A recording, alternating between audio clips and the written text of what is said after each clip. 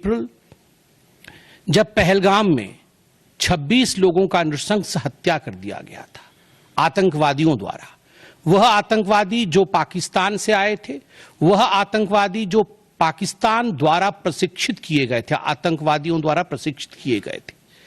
उनमें 25 भारतीय थे और एक नेपाली नागरिक था। प्रधानमंत्री श्री नरेंद्र मोदी उस समय विदेश दौरे में थे, सऊदी अरब में थे। प्रधानमंत्री नरेंद्र मोदी तुरंत भारत लौट के आते हैं और उन्होंने जनता की बात को सुना। जनता ने उस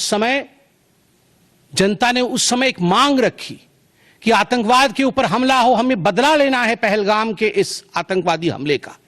प्रधानमंत्री ने बिहार की भूमि से ऐलान किया और यह वादा किया कि मैं वादा करता हूं कि जो आपकी इच्छा है कि आतंकवाद के खिलाफ हमला होगा, हम पहलगाम के इस आतंकवादी हमले का बदला लेंगे। We will avenge the death of 26 people.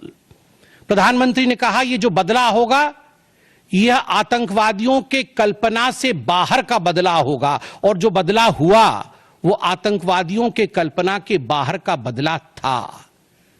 प्रधानमंत्री जी ने कहा कि हम घुस के मारेंगे और मिट्टी में मिलाएंगे आतंकवादी के ठिकानों को, और आतंकवादियों के ठिकानों को प्रधानमंत्री नरेंद्र मोदी जी के निर्णय ने और हमारे सेना के अदम्य साहस ने मिट्टी में मिलाने का काम किया।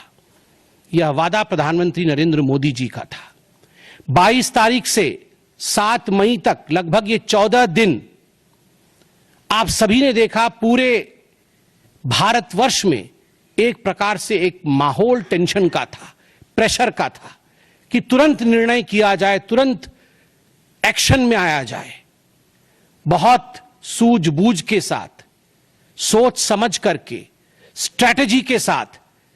पाकिस्तान भी जानता था कि हमला होगा, एयर स्ट्राइक पहले हो चुका था, किस प्रकार सर्जिकल स्ट्राइक पहले हो चुकी थी।